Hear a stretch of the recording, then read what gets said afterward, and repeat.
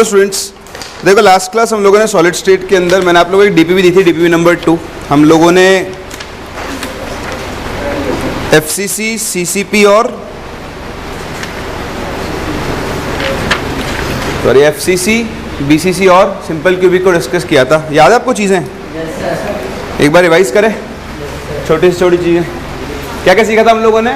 Unit cell के निकालना, एक तो Z, एक कोऑर्डिनेशन नंबर, एक रिलेशन बिटवीन और एक क्या निकाला था हमने? Packing fraction.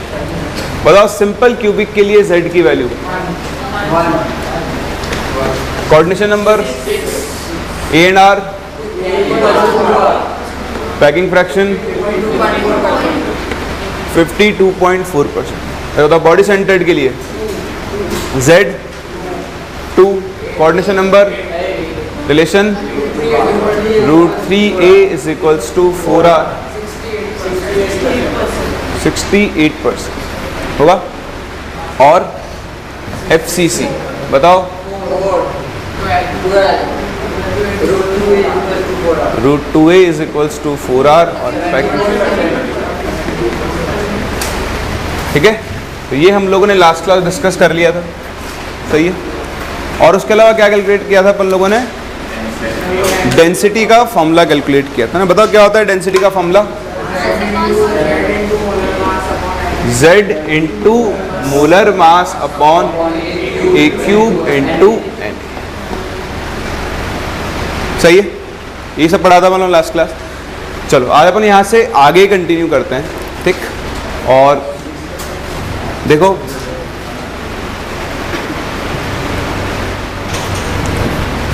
चलो, तो सबसे पहले तो आप लिखो आंसर्स डीपीवी नंबर 2 के। सॉल्व कर ली? बताओ आंसर्स बोलना शुरू करें। First B Bombay, second A, third नहीं है, थर्ड के मैं बता रहा हूँ X6 Y, आप बोल रहे हो क्या आंसर? हाँ, X6 Y14, थोड़ा खिचड़ी हो गई।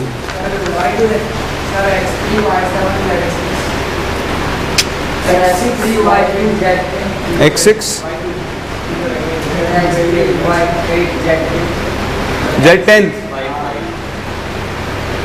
इतना सा गलत हो गया।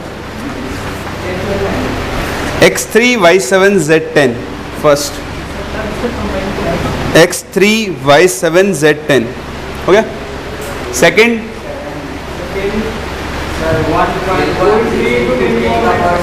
69.8 ग्राम पर सेंटीमीटर क्यूब, वही कैसे हो गया? 69.8 को 1.16 कैसे लिख दोगे आप? जे कौन सी मैथ से भैया? और भी कुछ पूछा है क्या? सेकंड का आंसर है ए, थर्ड के सेकंड का आंसर है 69.8 ग्राम पर सेंटीमीटर क्यूब। डन। चलो नेक्स्ट छोटा सा पैसेज था आपके लिए। एक क्वेश्चन नंबर 5 का आंसर लिखें एफसीसी। सी मतलब 4 नहीं बताएगा, 4 का आंसर भी सी है। फिफ्थ सी, सिक्स्थ का आंसर है डी दिल्ली। देखो सिक्स्थ का आंसर इसमें डी दिल्ली दिया, अब क्या आ रहा है वो तो सॉल्व करने पता लगेगा, ठीक है। हो सकता है गलत हो, मैं कोई ये नहीं कह रहा कि यही सही है, हो सकता है मिसप्रिंट हो गया तो इधर हो गया। अभी तक तो डी है, बाकी सॉल्व करके बात करेंगे। सेवेंथ का आंसर है डी दिल्ली। एट्थ का आंसर है ए Agra. Ninth is B Bombay.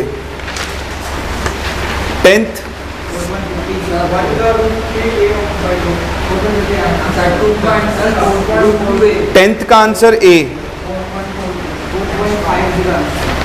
4.50। देखा ना डीपीपी एक बार?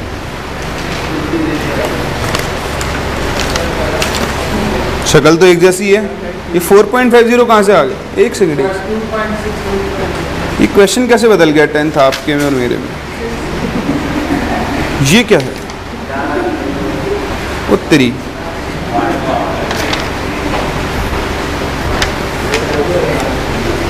10th क्वेश्चन क्या है? Potassium crystalline body centred cubic lattice unit cell इतना,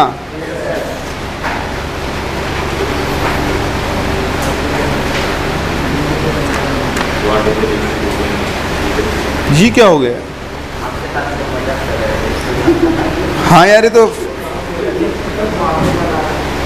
क्वेश्चन बदल गए 2-3। ये कौन सी डीबीवी ला दी मेरे को इसने? है तो डीबीवी नंबर 2 ही। चलो जो आंसर्स हैं वो तो लिख लो कम से कम। 10th छोड़ दो भी 2 मिनट के लिए, इसमें 10th अलग बदल गया है।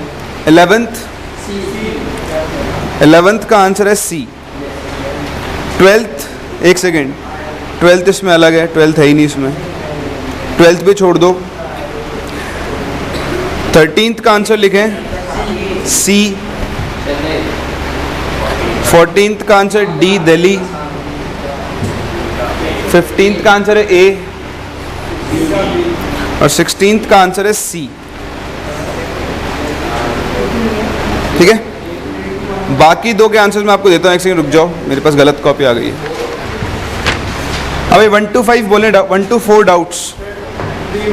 थर्ड देखो, third question, a compound has cubical unit cell in which x atoms are present at 6 corners. देखो x एटम्स है कॉर्नर्स पर, लेकिन सिर्फ कितने कॉर्नर्स पर हैं? 6।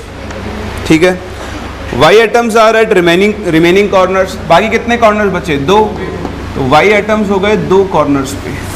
ठीक है, and only at those face centres which are not opposite to each other. हे प्रभु,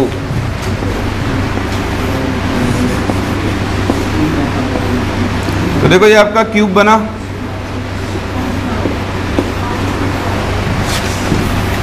मतलब y एटम यहां हो सकता है, इधर हो सकता है क्या? इधर हो सकता है, तो फिर उधर नहीं होगा। इधर हो सकता है, इधर हो सकता है, इधर नहीं होगा, मतलब ऑल्टरनेट फेसेस के ऊपर होंगे, है ना। तो प्लस 2 कॉर्नर पर और साथ में क्या है? 3 कहां पर हैं? फेस सेंटर पर। ठीक है भैया, आगे बढ़े। Z atoms are present at remaining face centre and body centre. तो देखो बाकी पर कहाँ है? इस पर Z होगा, ये पीछे वाले पर भी Z होगा और नीचे वाले पर भी Z होगा, और उसके अलावा एक बॉडी सेंटर पर भी Z होगा। तो बताओ Z का नंबर निकालो। 3 तो हो गया वो फेस सेंटर्स पर, और एक कहाँ पर होगा? Body centre. बोलो होगा ना? तो निकालना शुरू करें नंबर। बताओ x का नंबर कितना होगा? 6/8। हर कॉर्नर वाला 1/8 कंट्रीब्यूट करता है। बताओ y का नंबर कितना होगा? 2 × 1/8 प्लस 3 × 1/2। और z का नंबर कितना होगा? 3 × 1/2 प्लस 1। सही है, थोड़ा इसको सॉल्व कर लो। ये कितना हो गया? 3/4 y, 4 इसका एलसीएम आएगा 1 + 6, ये बन गया 7/4, और ये कितना बन गया? 5/2। सिंपल रेशियो में बदलो, 4 से मल्टीप्लाई करो तो कितना हो जाएगा? x3 y7 z। बोलो कर सकते हैं? कोई डाउट? नेक्स्ट कह रहा है density if edge length is 2 angstrom. तो देखो नेक्स्ट पार्ट तो फॉर्मूले पे वैल्यू रखनी है सिर्फ। बताओ डेंसिटी का फॉर्मूला क्या होता है? Z into molar mass upon Na into AQ। बताओ Z कितना आएगा?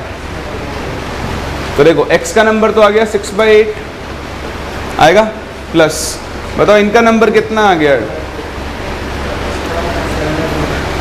7/4 प्लस 5/2। तो इन सबका एलसीएम कितना आएगा? 8। तो 6 प्लस 14 प्लस 20 कितना आ गया? 5। तो Z की वैल्यू कितनी हो गई इसके लिए? 5 इंटू मोलर मास। तो देखो ये कंपाउंड का फॉर्मूला है। आपको X का एटॉमिक मास दिया है 40, तो 120, 120 प्लस 420 540, 540 प्लस 800 1340। तो 1340 ग्राम इसका हो गया मोलर मास। Na की वैल्यू हो गई 6 × 10⁻23, और इसकी एज लेंथ दी हुई है आपको कितनी? 2 एंगस्ट्रॉम। तो 2 इंटू 10⁻⁻8 सेंटीमीटर क्यूब में देना ना आंसर आपको, इसका क्यूब कर दो, इस वैल्यू को सॉल्व कर लो, आपको अपना आंसर मिलेगा जितना भी आता है इससे।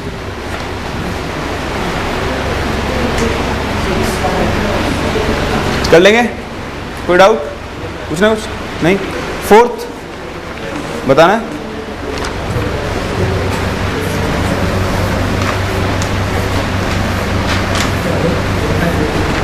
देखो फोर्थ क्वेश्चन कह रहा है calcium crystallizes in a cubic unit cell with density इतना।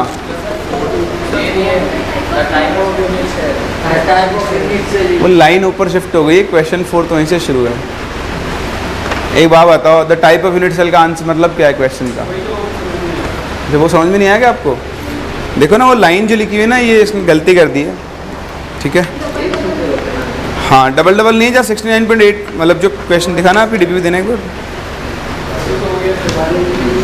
अच्छा गायब है इसमें से, फोर्थ छोड़ दो, फोर्थ आपके लिए बोनस है।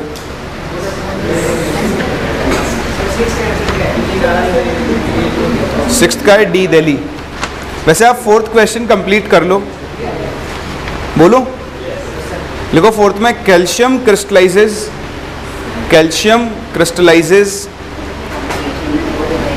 इन अ क्यूबिक यूनिट सेल, इसी पे लिख दो डीपीपी पे।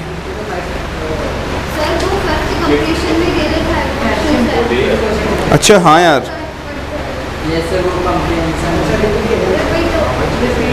रिपीट हो गया है, हटा दो ये क्वेश्चन, हटा दो इसमें से, ठीक है? चलो फिफ्थ हो गया। सिक्स्थ का आंसर बताऊं? कैल्शियम किसने यूनिट सेल क्या आ गया? एफसीसी आ गया ना ये, तो नियरेस्ट नेबर डिस्टेंस क्या आएगी एफसीसी में? a/√2।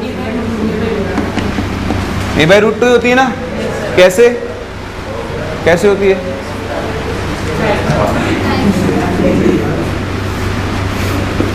ये फेस सेंटर है और ये फेस डायगोनल, तो इसके अलोंग टच करता है, तो ये डिस्टेंस √2 है, तो ये डिस्टेंस कितनी होती है? a/√2, है ना? चलो कर लोगे इसको तो? एक सेकेंड, क्या फिफ्थ बताऊं? फिफ्थ में तो ये फॉर्मूला लगाना है, D = Z into m, calcium है तो 40 अपॉन a³, 437 पिकोमीटर है, पिकोमीटर 1 पिकोमीटर होता है 10⁻⁻12। इसको आप सेंटीमीटर बदलोगे तो 10⁻10 सेंटीमीटर बन जाएगा, इंटू 10⁻10 का क्यूब इंटू 6 इंटू 10⁻23। डेंसिटी दी हुई है 3.2। इसको आप सॉल्व कर लो, z की वैल्यू अप्रॉक्सीमेटली 4 आ गई, तो एफसीसी होगा, आ गया। उसके बाद इसके अगला पार्ट हो जाएगा a/√2 वाली वैल्यू से।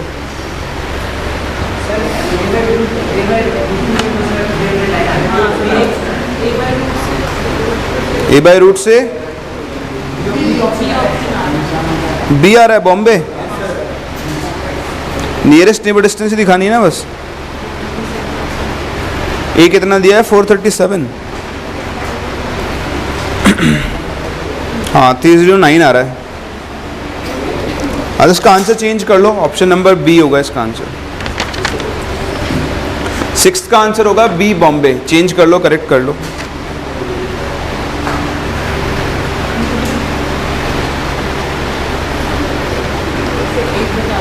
हाँ एक सेकंड, 7 तो हो गया होगा। Question number 8th। 8th में देख लेते हैं। देखो 8th कह रहा है, if the metal is melted, density of the molten metal was found to be 3 gram पर cc, what will be the percentage of empty space in the melt. ये शायद इसी का पार्ट है, ये 8th क्वेश्चन पैराग्राफ का ही part है। देखो 8th क्वेश्चन पैराग्राफ का पार्ट है, ध्यान से देखना। आपको यूनिट सेल की डेंसिटी कितनी दी हुई है? 3.2 ग्राम पर सेंटीमीटर क्यूब। ऊपर पैराग्राफ के अंदर कह रहा है कि अगर मेटल को आपने मेल्ट किया तो डेंसिटी ऑफ मोल्टन मेटल जो थी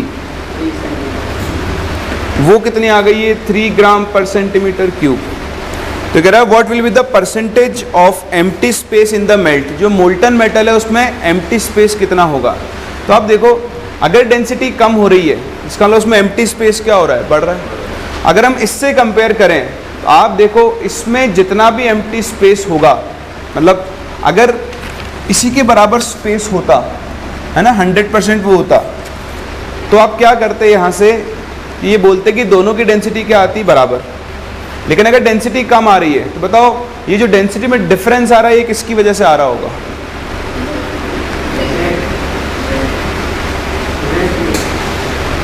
वापस समझो, ये था सॉलिड। इतना तो आपने बचपन में पढ़ा है कि सॉलिड के अंदर क्या होते हैं, स्पेसेस लिक्विड से क्या होते हैं, बहुत ज़्यादा कम होते हैं, बोलो होते हैं। जब ये सॉलिड लिक्विड में बदला होगा, लिक्विड में बदला होगा तो बताओ इनके इंटरमोलिकुलर स्पेसेस कम हुए होंगे या बढ़े होंगे, बढ़ गए होंगे। तो अगर इंटरमोलिकुलर स्पेसेस बढ़ गए तो लिक्विड की डेंसिटी सॉलिड से क्या आने वाली है, कम। समझ रहे हो। अब देखो इसकी जो डेंसिटी आई उससे आप निकाल लो परसेंटेज ऑक्यूपाइड स्पेस। भाई देखो ये जो डेंसिटी आ रही है ये पैकिंग की वजह से आ रही होगी ना, जितना क्लोजली आइटम्स पैक्ड होते हैं डेंसिटी क्या होती है उतनी ही ज़्यादा, जितना लूजली पैक्ड होंगे डेंसिटी क्या होगी उसकी उतनी ही कम। बात समझ रहे हो। तो वही चीज़ आप यहाँ पे देखो, अगर यहाँ डेंसिटी इतनी है इसका मतलब यहाँ पर स्पेस ऑक्यूपाइड थोड़ा कम हो चुका होगा। तो आप निकाल लो परसेंटेज ऑक्यूपाइड स्पेस, कैसे, लिक्विड की डेंसिटी अपॉन सॉलिड की डेंसिटी इनटू 100। इसमें से ये तो आएगा ऑक्यूपाइड स्पेस, 100 में से इसको माइनस कर दो, बताओ क्या मिल जाएगा आपको। एक बार देखने वैल्यू कितनी आ रही है।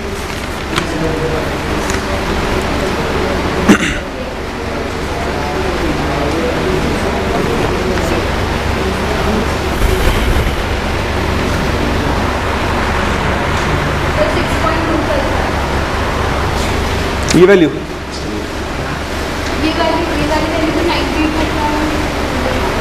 इससे नहीं है।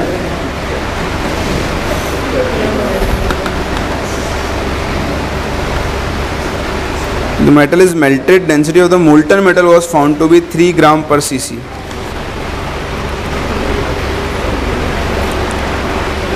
काम करते हैं हम 437 पिकोमीटर। इसको आप कंपेयर करो, FCC था ना, √2a इज इक्वल्स टू होता है 4r।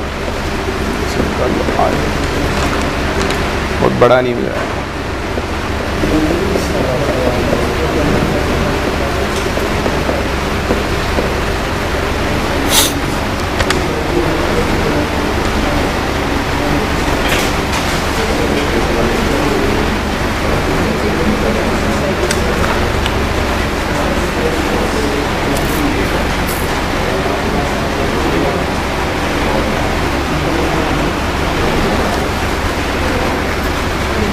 इसको आपको यार अलग तरीके से करना पड़ेगा।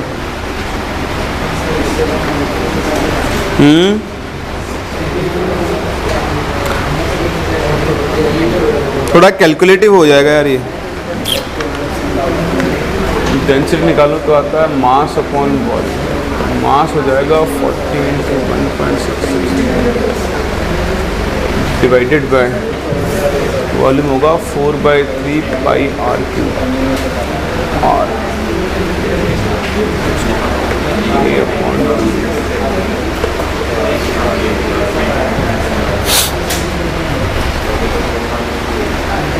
इसको आपको अलग तरीके से करना पड़ेगा, ऐसे नहीं होगा।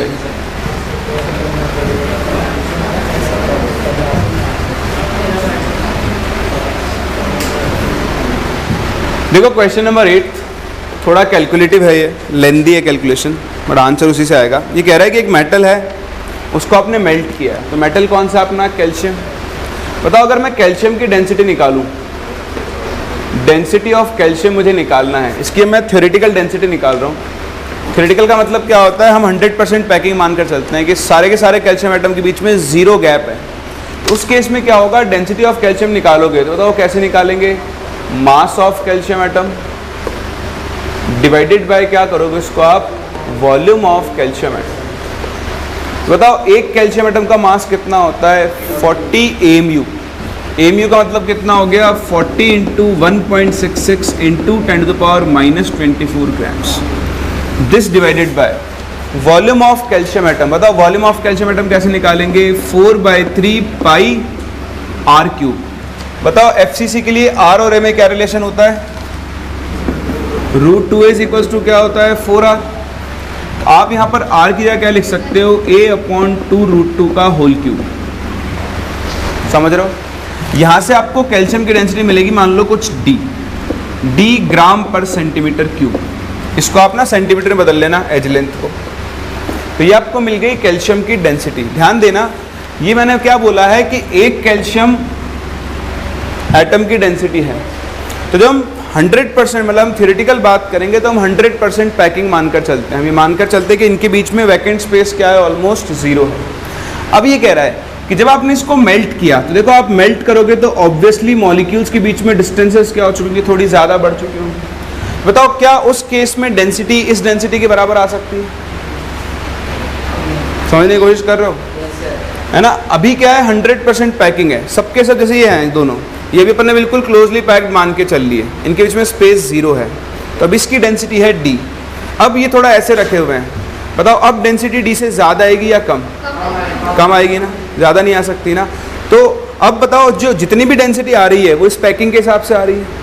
तो ये आपकी ऑब्जर्व डेंसिटी जो आपको दी हुई है 3 ग्राम पर सेंटीमीटर क्यूब। अब आप क्या कर सकते हो? परसेंटेज ऑक्यूपाइड स्पेस निकाल सकते हो। कैसे? ध्यान से देखना, कोई फॉर्मूला नहीं रटना, आपको खुद बना सकते हो। देखो यूनिटरी मेथड है। व्हेन डेंसिटी इज d ग्राम पर सेंटीमीटर क्यूब, तो बताओ पैकिंग कितनी थी? बताओ 100% पैकिंग थी। बताओ जब डेंसिटी 1 ग्राम पर सेंटीमीटर क्यूब होगी तो पैकिंग कितनी होगी? 100/d। बोलो होगा?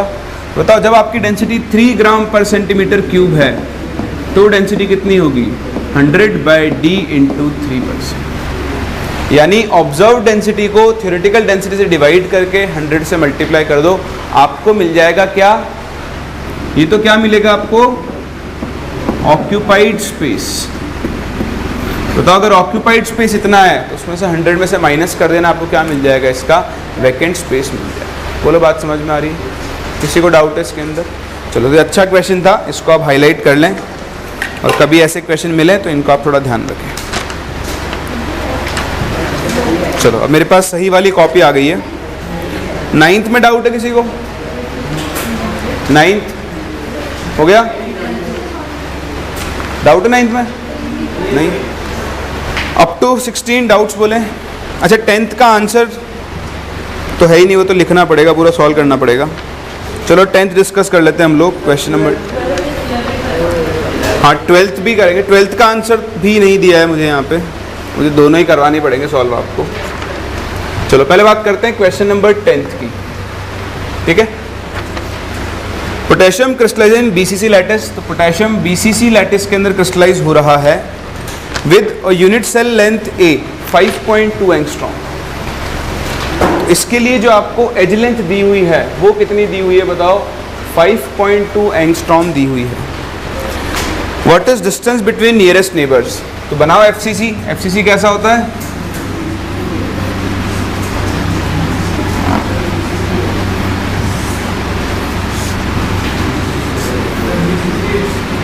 Sorry BCC. तो देखो ये कॉर्नर, ये कॉर्नर, ये कॉर्नर, ये कॉर्नर, ये कॉर्नर, ये कॉर्नर, ये कॉर्नर, ये, और यहाँ पे कौन सा होगा आपका? बॉडी सेंटर होगा। What is the distance between nearest neighbour, then distance between next nearest neighbours. तो देखो आपको कभी भी किसी क्रिस्टल में नियरेस्ट नेबर ढूंढने हो तो अपना कॉर्नर आइटम से शुरू किया करो, थोड़ा आसान हो जाता है। तो देखो कॉर्नर से एक तो ये डिस्टेंस निकालो, बॉडी सेंटर वाले की डिस्टेंस कितनी आएगी बताओ? √3a/2। बॉडी डायगोनल पूरा कितना होता है? √3 है, उसका आधा कर दिया। और देखो इस वाले की लेंथ कितनी आएगी? a। इस वाले की डिस्टेंस कितनी आएगी? √2a आएगा। उसके बाद नंबर आएगा इसका, जिसकी डिस्टेंस कितनी होगी? √3a। तो आपको तो वैसे भी नियरेस्ट और नेक्स्ट टू नियरेस्ट ढूंढना है, यानी पहला और दूसरा। बताओ कंपेयर करो, सबसे छोटी डिस्टेंस कौन सी होगी? तो जो नियरेस्ट होगा वो तो किस पर होगा? √3a/2 पर होगा। ये हो गया फर्स्ट नियरेस्ट। बताओ सेकंड नियरेस्ट कहाँ पर होगा? ए, और √2a कितना होता है? 1.414a। सेकंड नियरेस्ट कहाँ पर होगा? ए पर। समझ में आ रहा है? तो पहला और दूसरा पार्ट का आंसर लिख लो। फर्स्ट का आंसर तो कितना हो गया? √3a/2। सेकंड का आंसर कितना हो जाएगा? ए। Third, how many nearest neighbours? 8। Third part का आंसर हो गया 8।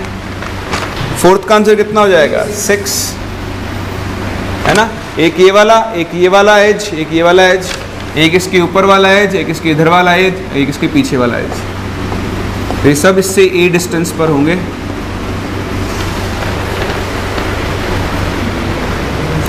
है ना? तो सी का आंसर हो गया 8, डी का आंसर कितना हो गया? 6।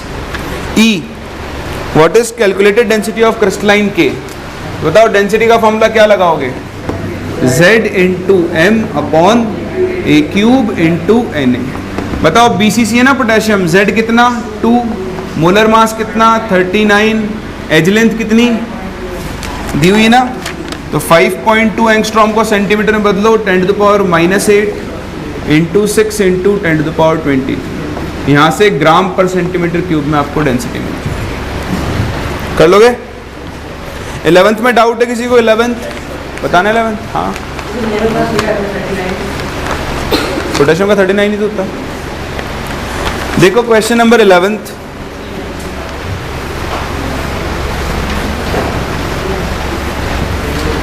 कह रहा है metal crystallize into 2 cubic phases FCC and BCC। ये तो कर लोगे यार आप भाई। एक तो आपको डेंसिटी ऑफ FCC निकालनी है और एक डेंसिटी ऑफ BCC निकालनी है।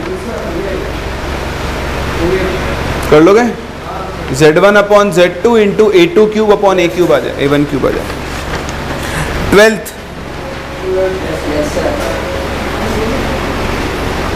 an FCC lattice has lattice parameter A equal to 400 picometer। किसका?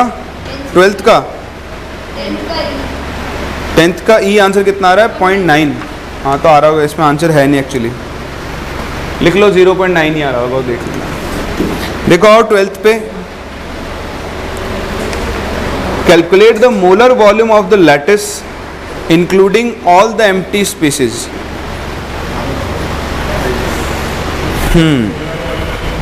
मोलर वॉल्यूम मतलब 1 मोल का वॉल्यूम। ठीक है, कर लो।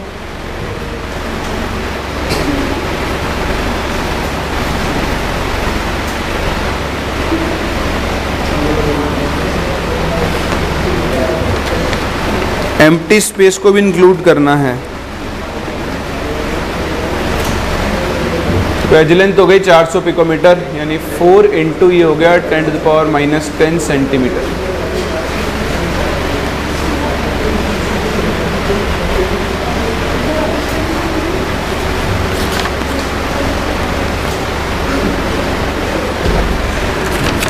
तो वॉल्यूम ऑफ यूनिट सेल कितना हो जाएगा? A cube. एक यूनिट सेल में कितने एटम्स होते हैं इसके? 4।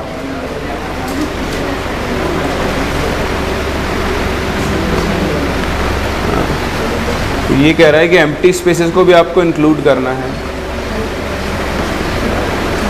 तो यूनिट सेल का मोलर मास कितना हो जाएगा? 40 इंटू 4। 1 2 3 4 5 6 7 8।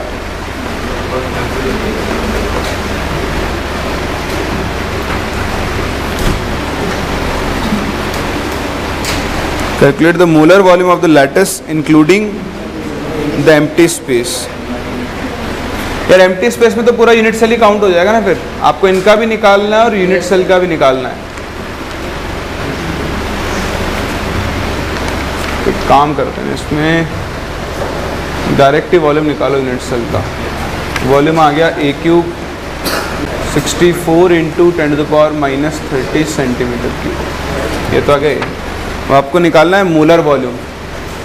बताओ मोलर वॉल्यूम क्या होता है? वॉल्यूम ऑफ 1 मोल लैटिस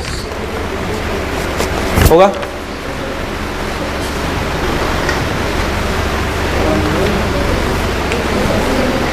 1 मोल में कितने लैटिस होंगे? Na लैटिस होंगे।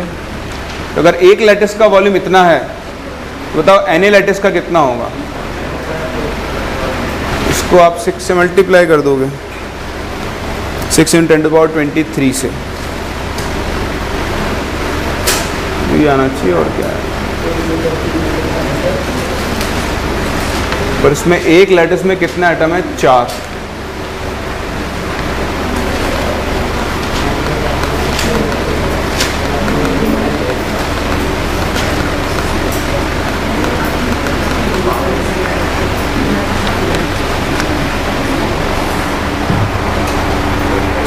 FCC lattice has lattice perimeter equal molar volume to lattice including all the empty spaces, सारे स्पेस एम्प्टी स्पेस को भी इंक्लूड करने का।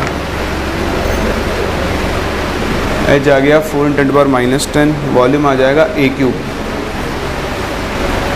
तो हम इस यूनिट सेल का वॉल्यूम निकालेंगे, एम्प्टी स्पेस तो आएंगे ही आएंगे सारे।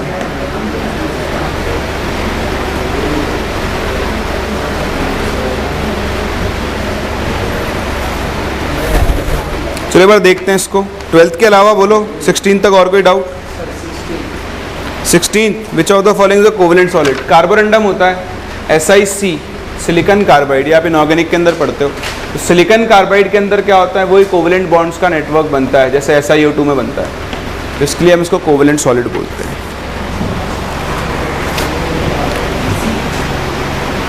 Calculate the molar volume of the lattice including all the empty spaces.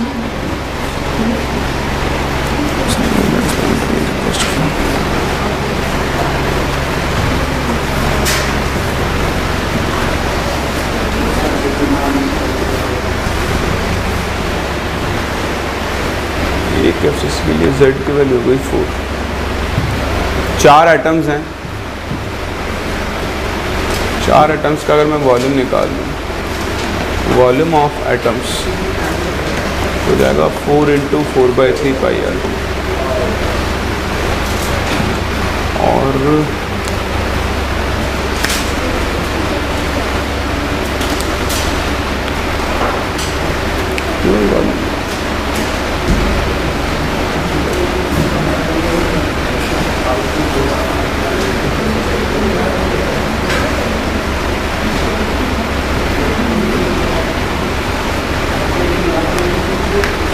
चलो 12th अभी देखते हैं। अभी तो हम लोग आगे पढ़ते हैं, फिर उसके बाद बात करते हैं। देखते हैं इसमें कुछ ना कुछ है, छोटी मोटी चीज़ मैं भी देखता हूँ, फिर बताता हूँ। ठीक है, टाइम वेस्ट हो जाएगा अपना सारा। हाँ तो आधा घंटा तो पढ़ेंगे ना, पढ़े हुए नहीं क्या ऐसे, तो फिर रोज डिस्कशन में टाइम चला जाएगा। हेडिंग डालो पैकिंग ऑफ एटम्स।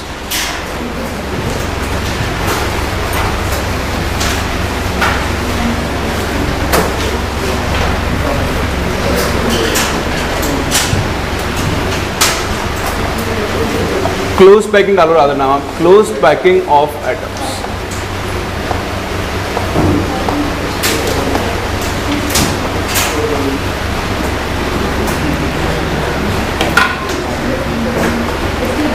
देखो हम यहां पर एटम्स को क्लोजली पैक करेंगे, ठीक। तो क्लोज पैकिंग के अंदर हम कुछ चीजें मान के चलते हैं। सबसे पहला जो हमारा अजम्पशन है, एक ही अजम्पशन है सिंपल सा। अजम्पशन इतना है कि हम जो लैटिस पॉइंट्स हैं, बताओ लैटिस पॉइंट्स हम किस किस को काउंट कर सकते हैं? एटम्स, मॉलिक्यूल्स, आयन, सबको। इन सबको हम स्फीयर मान के चलेंगे। ये हम पहले भी डिस्कस कर चुके हैं कि हम स्फीयर्स के थ्रू ही क्लोज पैकिंग डिस्कस करेंगे, क्योंकि जितना क्लोजली हम स्फीयर्स को पैक कर सकते हैं वही आपकी क्लोजेस्ट पैकिंग आती है, ठीक। अब देखो यहाँ पे आपको कुछ भी रटना नहीं है, कुछ डायग्राम्स बनेंगे, वो आपको देखने समझने, और किससे कौन सी स्ट्रक्चर जनरेट होती है वो आपको सीखना है। यहाँ पर आप वॉइड्स वगैरह सीखोगे जो कि बहुत काम में आती हैं आपके, तो बहुत ध्यान से देखते हुए चलो। सबसे पहले हम बात करेंगे क्लोज पैकिंग इन 1 डायमेंशन।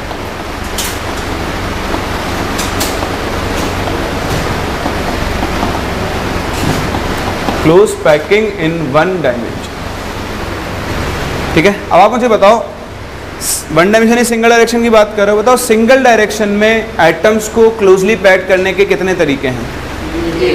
एक ही तरीका है, सारे एटम्स को क्या करो, एक लाइन में बिठा दो, इसके अलावा और कोई तरीका नहीं है, सही है। तो अगर आप वन डायमेंशन में बात करो तो वन डायमेंशन में दो एटम्स के बीच में बताओ डिस्टेंस कितनी आएगी हमेशा? 2r। तो ये आपकी क्लोजेस्ट डिस्टेंस होगी जब आप पैकिंग कर रहे हो कौन से डायमेंशन के अंदर? वन डायमेंशन के अंदर। बनाओ।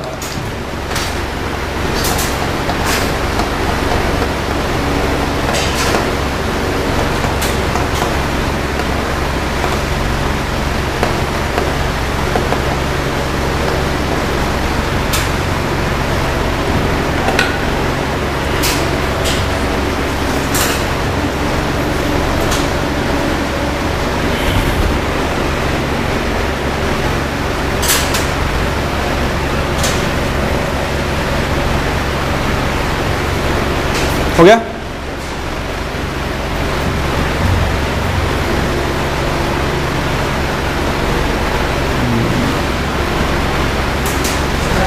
हाँ जी।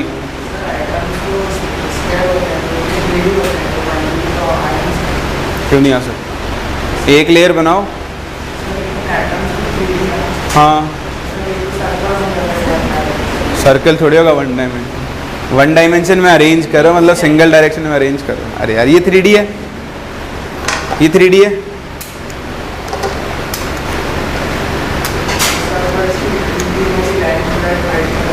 क्या? हाँ तो इनके होने दो ना, जो अरेंज किया अरेंजमेंट की तो एक ही डायरेक्शन है। अरेंजमेंट कितने एक्सिस के अराउंड चल रहा है? इसको कौन सी एक्सिस मानोगे? एक्स मान लो। क्या अरेंजमेंट वाई एक्सिस की तरफ चल रहा है? जेड की तरफ चल रहा है? एक ही डायरेक्शन तो चल रहा है। और जैसे अरेंज कर रहे हो उस डायरेक्शन की बात करना, उनको कैसे बिठा रहे हो? अरे एक चीज़ बताओ, 5 आदमी हैं, आपने उनको एक गोले में बिठा दिया, कि पांचों आदमी गोला बन जाएंगे? क्या इनकी खुद की शेप भी गोले की जैसी होनी चाहिए? आप तो वैसी बात कर रहे हो ना कि अगर एटम 3 डायमेंशन में है तो हम एटम की बात थोड़ी कर रहे हैं, हम तो उनको अरेंज कर रहे हैं। तो अगर हम एक ही लाइन में अरेंज करते जा रहे हैं तो सिर्फ वन डायमेंशन में अरेंज कर रहे हैं। हम इधर और इधर दोनों तरफ अरेंज करेंगे तो 2 डायमेंशन होगी। इधर इधर और इधर तीनों तरफ करेंगे तो क्या हो जाएगी? 3 डायमेंशन, है ना? ऐसा नहीं होता। खैर देखो, 2 डायमेंशन बहुत ध्यान से देखना। 2 डायमेंशन में अरेंज करने के हमारे पास 2 तरीके हैं। तो देखो, 2 types of packing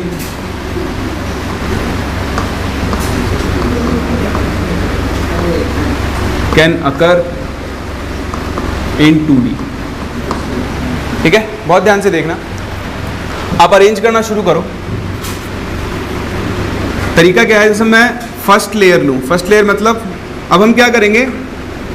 2D layer बनाने का तरीका क्या है? ये एक सिंगल लेयर है वन डायमेंशन वाली, इसी के पीछे अगर मैं इसकी दूसरी लेयर रख दूँ या इसके ऊपर रख दूँ तो अब ये क्या है? 2 डायमेंशन में जाना शुरू हो जाएगा, है ना? ये मेरी पहली लेयर है, बहुत ध्यान से देखना। ये फर्स्ट लेयर,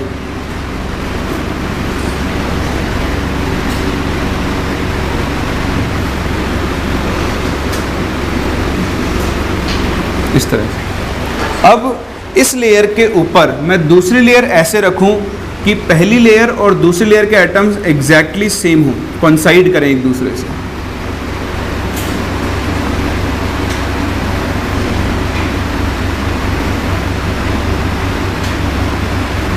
ठीक, ऐसे ही इसके ऊपर बनाओ।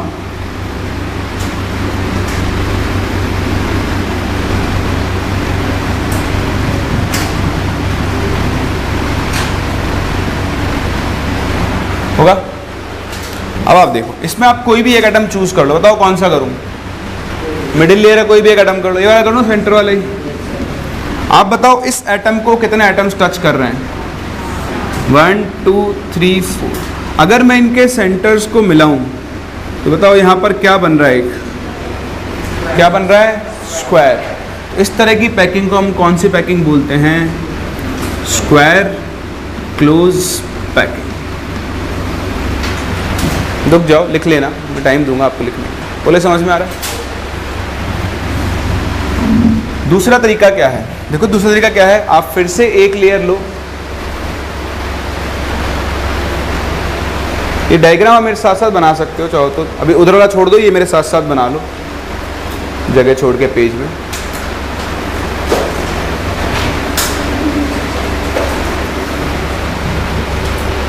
सही है? ये एक लेयर। अब हम इसके ऊपर रखेंगे दूसरी लेयर सच दैट कि दूसरी लेयर के एटम्स इन दोनों एटम्स के बीच वाली जगह पर आ रहा हूँ, डिप्रेशंस बोलते हैं हम इनको, इस स्पेस के अंदर आ रहा हूँ। तो देखो मैं सेकेंड लेयर रखना शुरू कर रहा हूँ,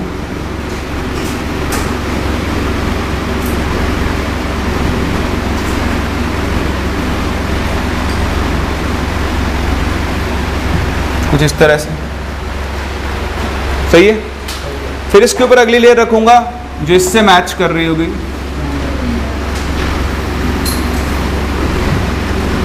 देखो उसके एटम्स भी इनके बीच वाले स्पेस में आ रहे होंगे, ठीक है। थोड़े मेरे गोले टेढ़े मेढ़े हो सकते हैं, और कोई बात नहीं, चलने दो। इस तरह से मैंने 3 लेयर्स बनाई।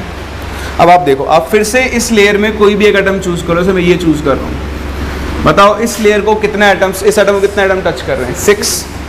तो ये 1, ये 2, ये 3, ये 4, ये 5 और ये 6।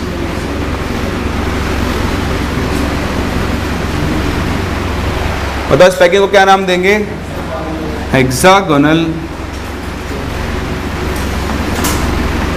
Close packing.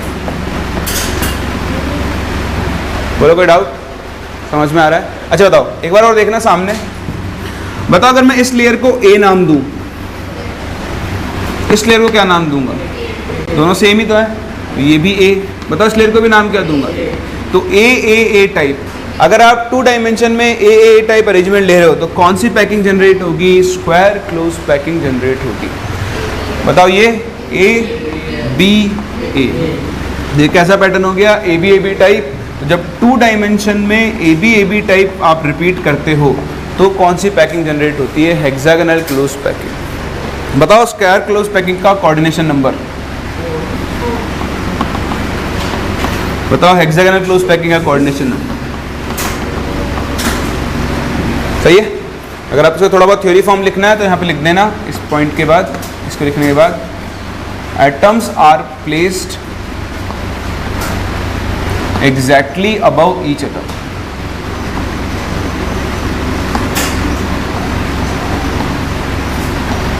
और यहाँ पे आप लिख देना atoms of second layer occupy the spaces between the atoms of first layer।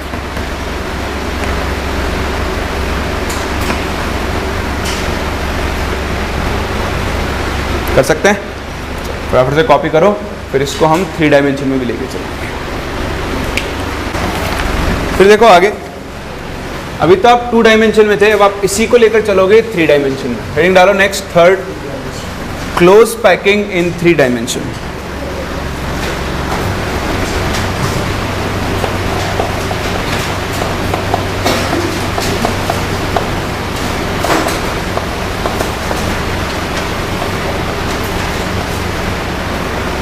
अब आप देखो, आपने क्या किया है, 2D में 2 लेयर जनरेट कर ली। बहुत ध्यान से समझना, हम यहाँ पे 2 तरीके से पैकिंग करेंगे, या तो हम सारी लेयर्स कौन सी यूज़ करें, स्क्वायर क्लोज पैकिंग। अभी आप देखो, ये एक 2D लेयर है, मतलब ये ऐसे, ये एक लेयर है आपके पास 2D लेयर, अभी 2 डायमेंशन में ही है।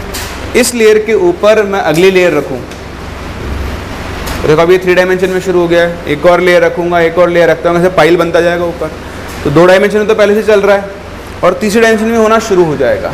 अब आपके पास 2 ऑप्शंस हैं, या तो आप स्क्वायर वाली लेयर रखो और उसके ऊपर फिर स्क्वायर लेयर रखो, उसके ऊपर फिर स्क्वायर लेयर रखो, या फिर आप हेक्सागोनल लेयर लो, उसके ऊपर सिर्फ और सिर्फ आपको कौन सी लेयर रखनी है, हेक्सागोनल ही रखनी है। मिक्स नहीं कर सकते, ऐसा नहीं करेंगे कि स्क्वायर के ऊपर हेक्सागोनल रख देंगे और हेक्सागोनल के ऊपर स्क्वायर रख देंगे। अगर आपने स्क्वायर लेयर यूज़ किए तो सारी लेयर्स कैसे होनी चाहिए, स्क्वायर क्लोज पैकिंग वाली। अगर आपने हेक्सागोनल यूज़ किए तो सारी लेयर्स कैसे होनी चाहिए, हेक्सागोनल क्लोज पैकिंग वाली। तो आप लिखो, पहला हम यूज़ कर रहे हैं using square close packed layers, इसका भी first part, using square close packed layers. ठीक है, ये अभी आपको ना शुरुआत में थोड़ा अजीब सा लगेगा, पर जब रिजल्ट्स आ जाएंगे तो ये बहुत आसान होता है, बहुत सिंपल होता है। मतलब आप भूलना भी चाहो तो भी आपको ये याद रह जाएगा, इतना आसान होता है।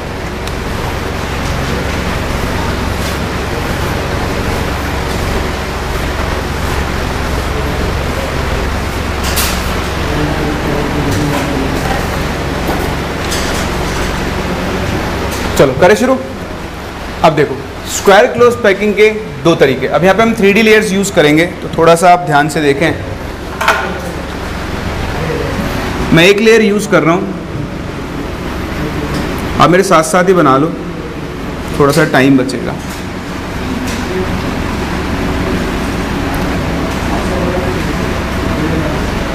देखो जैसे ये एक लेयर है, ठीक है, ये तभी कौन सी लेयर है 1D। इसको कन्वर्ट करते हैं 2D लेयर में। इसके जस्ट पीछे आइटम्स होंगे, बोलो कोई डाउट। इस लेयर को नाम दिया मैंने A। अब इसी लेयर के ऊपर आप कौन सी लेयर रखोगे, दूसरी। तो फिर से तरीका वही है आपके पास, आप क्या रखो, दूसरी लेयर को एग्जैक्टली फर्स्ट लेयर के जैसे ही बनाओ। मतलब सेकेंड लेयर के जो एटम्स हैं वो एग्जैक्टली फर्स्ट लेयर के एटम्स के ऊपर ही लाई कर रहा है। मतलब फर्स्ट लेयर का रेप्लिका बना दो ऊपर से वापस।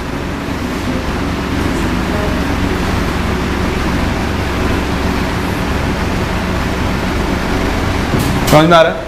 ये तो फ्रंट वाले एटम हुए, इसके बैक वाले एटम भी बनाओ। बोलो होगा? बताओ इस लेयर का नाम A, तो इस लेयर का नाम भी क्या होगा? इसके ऊपर फिर एक और लेयर रखो, वो लेयर भी एग्जैक्टली इसी की तरह होगी, होगी नहीं होगी? तो बनाओ नहीं बनाओ उसको, मैं नहीं बना रहा हूँ, अपना काम यहाँ से हो जाएगा। अब आप ध्यान से देखना एक बार, अगर मैं ऊपर वाली लेयर के कोई भी 4 एटम्स का सेंटर मिलाऊं तो देखो क्या बन रहा है, ऊपर एक स्क्वायर। सेम चीज़ मैं नीचे वाली लेयर के 4 एटम्स के सेंटर को अगर मिलाऊं तो वहाँ पर भी क्या बन रहा है, एक स्क्वायर। और अगर इन सब के कॉर्नर्स को मैच कर दूं, बताओ मेरे पास क्या बन रहा है, क्यूब। अगर आप ध्यान से ऑब्जर्व करो, इस क्यूब के हर कॉर्नर पर एक एटम प्रेजेंट है। बताओ इसको हम कौन से स्ट्रक्चर बोल सकते हैं, सिंपल, क्यूबिक, या फिर आप इसे क्या बोल सकते हो, प्रिमिटिव यूनिट सेल। इस तरह से आपका प्रिमिटिव यूनिट सेल जनरेट होता है। और समझ में आ रहा है? कोई डाउट है किसी को? चलो एक तो सबसे पहले आप ये बनाओ, इस तरह से आप जब, अब देखो याद क्या रखना है इसमें आपको डायग्राम याद नहीं रखना है, आपको याद रखना है कि इन 3D अगर आप ए टाइप पैकिंग करो तो बताओ कौन सी स्ट्रक्चर जनरेट होती है, उससे सिंपल क्यूबिक स्ट्रक्चर जनरेट होती है। बनाओ, फिर देखते हैं क्या होगा अगर हम यहाँ पर AB टाइप पैकिंग करेंगे। चलो अब आप मुझे बताओ, अगर मैं यहीं पर AB टाइप पैकिंग कर दूं सेम चीज़ इसी के अंदर, तो बताओ कौन सी स्ट्रक्चर बन सकती है। सोच समझ के जवाब देना, ऐसे हवा में कुछ मत बोलना। आप दिमाग लगाओगे आपको दिख जाएगा। मैं यहाँ डायग्राम तो बनाना शुरू कर रहा हूँ वैसे।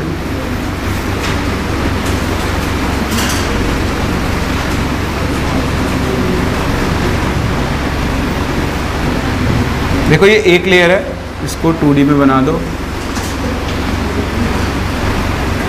अब बताओ और कोई तरीका है एटम्स को अरेंज करने का?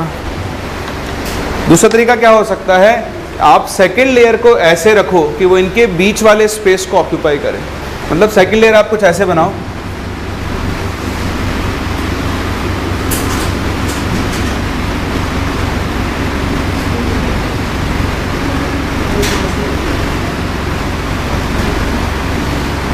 समझ रहे हो? फिर इसके बाद वाला पार्ट ऐसे रिपीट कर दो, इसके पास 2D लेयर। बताओ अगर मैंने इस लेयर को नाम दिया A, तो बताओ इस लेयर का नाम क्या होगा? B के बाद आप फिर से तीसरी लेयर A रखो, ठीक है। A जब आप रखोगे तो वो एग्जैक्टली फर्स्ट से मैच कर रही होगी।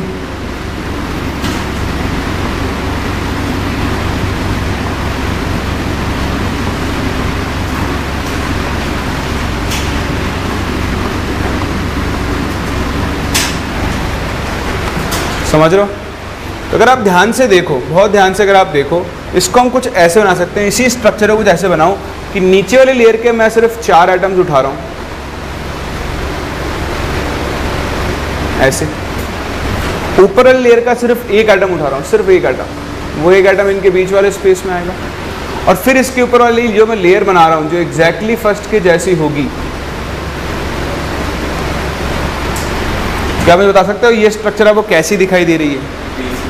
कैसे दिखाई दे रही है? BCC, body centred cubic. देखो ऊपर वाले 4 का सेंटर मिलाओ, ऊपर एक स्क्वायर बना, नीचे वाले 4 का सेंटर बनाओ, नीचे एक स्क्वायर मिला, सबको कनेक्ट कर दो। देखो बॉडी सेंटर पर एक एटम आ रहा है और बाकी 4 है। बताओ कौन सी स्ट्रक्चर जनरेट होगी? Body centred. कहने का मतलब ये है अगर आप 3D में इन 3D स्क्वायर क्लोज पैकिंग, ध्यान देना हम square close pack layers use कर रहे हैं। AB टाइप अरेंजमेंट है, उससे कौन सी स्ट्रक्चर जनरेट होती है? BCC structure generate. ठीक है, तो अभी अपन ने ये सीख लिया है कि सिंपल क्यूबिक और बॉडी सेंटर्ड क्यूबिक। हेक्सागोनल कहाँ पर होगा? अभी तो स्क्वायर ले रही तो यूज़ किए, देखो ना स्क्वायर ही तो बन रहा है, हेक्सागन कहाँ बन रहा है? हेक्सागनल लेयर तो आज यूज़ ही नहीं किए अपन ने, अभी तो हम सिर्फ स्क्वायर क्लोज पैक यूज़ कर रहे हैं। हेक्सागनल तो हम लोग नेक्स्ट क्लास यूज़ करें।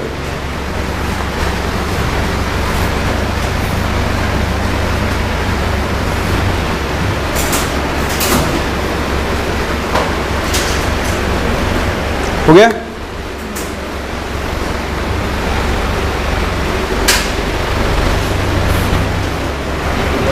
ठीक है, तो देखो ये थी आपकी क्लोज पैकिंग इन 3D। इसमें आप स्क्वायर क्लोज पैक यूज कर रहे हो। चलो एक और लेयर ले लेते हैं, एक पार्ट और कर लेते हैं, तो टाइम है अपने पास 5 मिनट का। ठीक है, तो यहाँ हमने यूज किए स्क्वायर क्लोज पैक लेयर्स। अब हम आगे बढ़ रहे हैं और हम कौन सी लेयर यूज करेंगे? हेक्सागोनल। इस वाले टॉपिक में सिर्फ आपको इतना से याद रखना है कि अगर square close pack layer use करके आप 3 डायमेंशन में AA टाइप पैकिंग कर रहे हो तो सिंपल क्यूबिक बनता है, और ABAB टाइप कर रहे हो तो क्या बनता है? बॉडी सेंटर्ड क्यूबिक बनता है। ठीक, हिंट डालो। नेक्स्ट सेकेंड पार्ट, अब हम पैकिंग कर रहे हैं using hexagonal close layer. Using hexagonal close packed layers.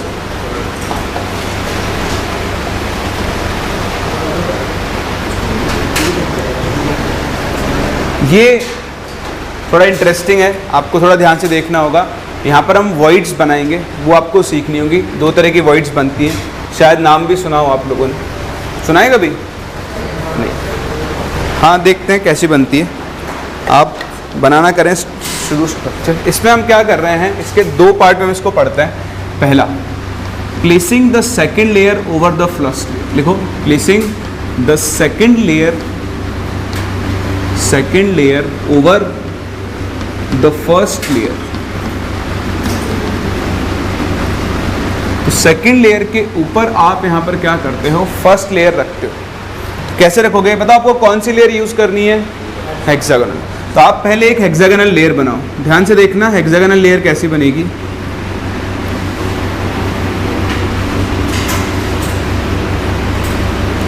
देखना हम इसको पहले 2D में बना रहे हैं। ठीक, तो क्या होगा?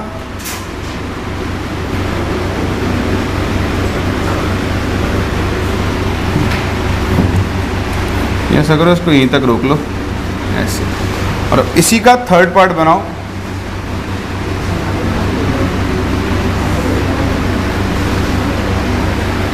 बोलो सही है? ये एक हेक्सागोनल लेयर है। एक सेंटर एटम को 1 2 3 4 5 6 एटम्स लगे। ये है आपकी फर्स्ट लेयर। अब फर्स्ट हेक्सागोनल लेयर पर हम कौन से हेक्सागोनल लेयर रखेंगे? सेकंड। बहुत ध्यान से देखना, जब मैं इसके ऊपर सेकंड लेयर रखूंगा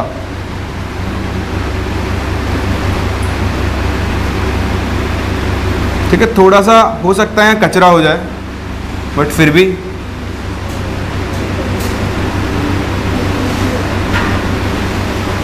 क्योंकि 3D मॉडल बनाना इसका थोड़ा सा डिफिकल्ट है, इसलिए हम इसी पे चलेंगे।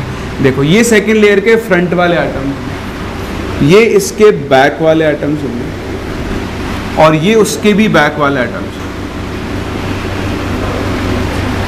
समझ रहे हो? इस तरह से लेयर एक्सटेंड होती जाएगी। आप चाहो तो इसको थोड़ा और आगे एक्सटेंड कर लो,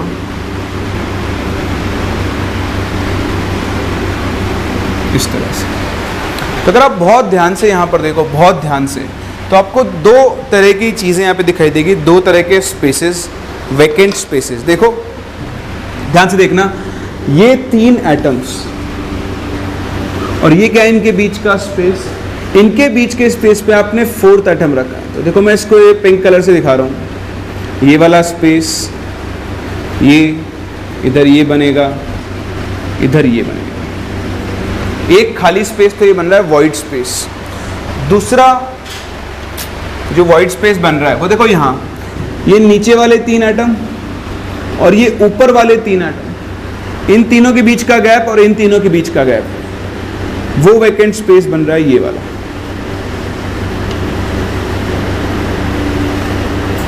बोलो समझ सकते हो? ठीक है। तो आपको स्ट्रक्चर बनानी आए तो बढ़िया, नहीं आए तो और भी बढ़िया। आपको सिर्फ समझना है कि ये देखना है कि दिखाई दे रहा है नहीं दिखाई दे रहा है कि यहाँ पर 2 तरह के स्पेसेस क्रिएट हो रहे हैं, इनको हम बोलते हैं वॉइड्स। क्या बोलते हैं?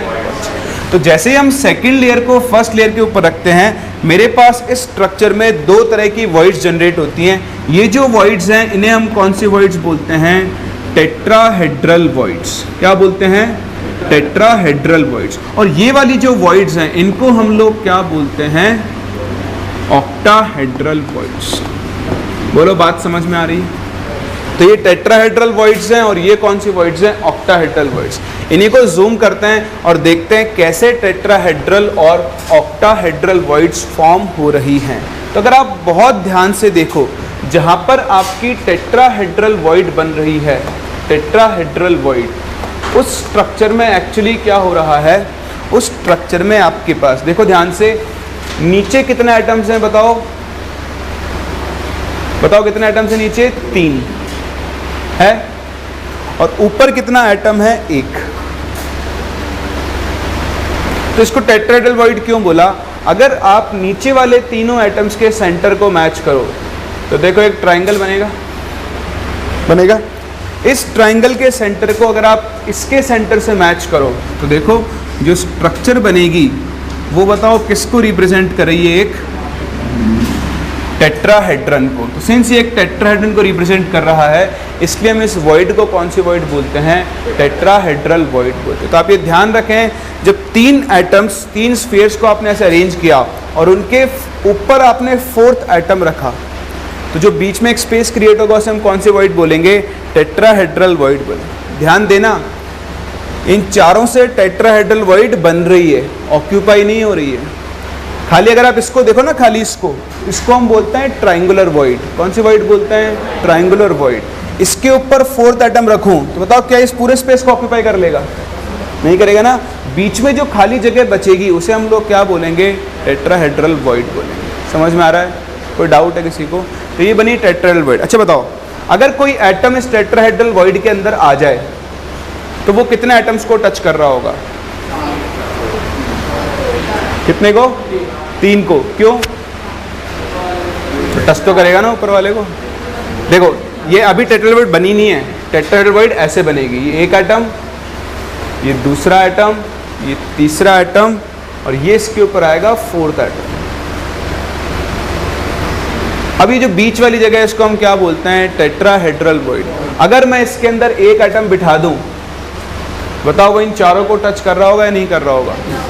तो टेट्राहेड्रल वॉइड में अगर कोई एटम आएगा तो उसका कोऑर्डिनेशन नंबर कितना हो जाएगा? 4। ये चीज़ आपको ध्यान रखनी है। बोलो रख सकते हो? ऐसे ही दूसरी वाली वॉइड, जो कि कौन सी वॉइड है आपकी?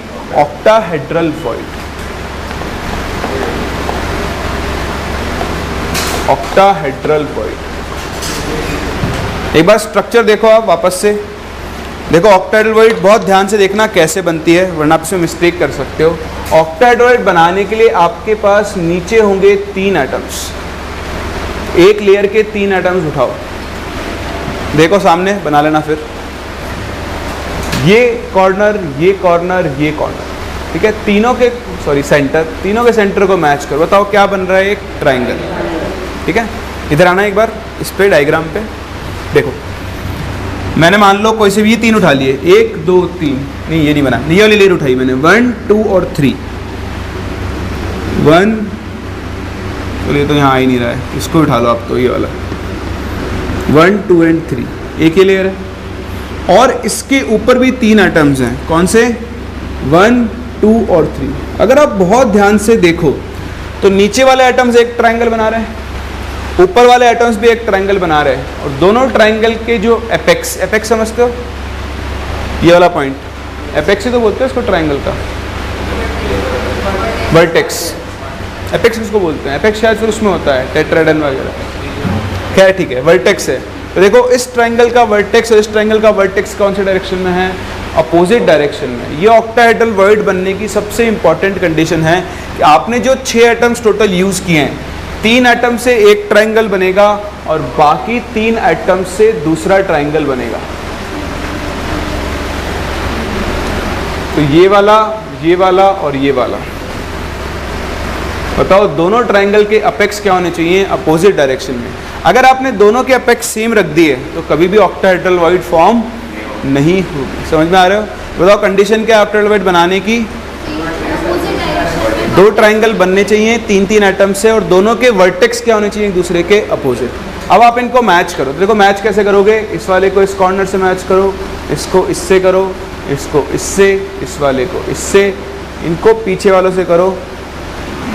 बताओ ये जो स्ट्रक्चर बनी ये किसको रिप्रेजेंट कर रही है? एक ऑक्टाहेड्रन को। इसलिए ये जो वॉइड बनेगी उसे हम कौन सी वॉइड बोलते हैं? ऑक्टाहेड्रल वॉइड बोलते हैं। क्या कोई मुझे बता सकता है कि अगर एक एटम ऑक्टाहेड्रल वॉइड में आए तो उसका कोऑर्डिनेशन नंबर कितना होगा? बस आपको याद कर रखना है कि यहाँ पर अगर कोई एटम इसको ऑक्यूपाई करता है तो उसका कोऑर्डिनेशन नंबर कितना होगा? 6। कोई डाउट?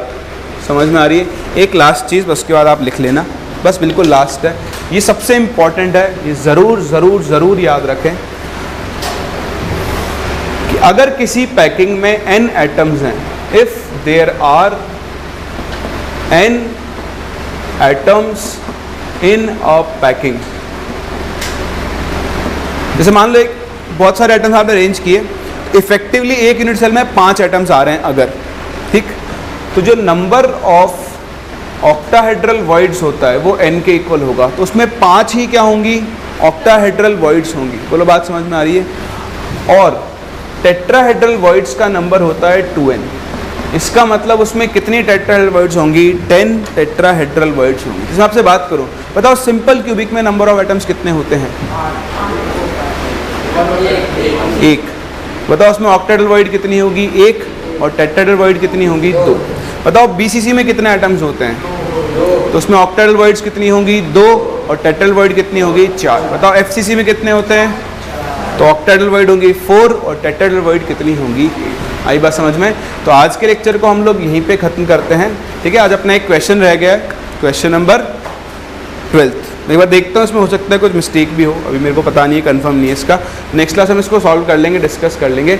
अभी आप लोगों ने पैकिंग सीखी है, इसमें अभी जो लास्ट में सब कुछ लिखा हुआ है यही इस लेक्चर का सबसे इंपॉर्टेंट पार्ट है। तो आपको DPP 3 मिल जाएगी अभी, आप वो ट्राई करना। नेक्स्ट क्लास हम इसको डिस्कस करेंगे और यहाँ से आगे कंटिन्यू।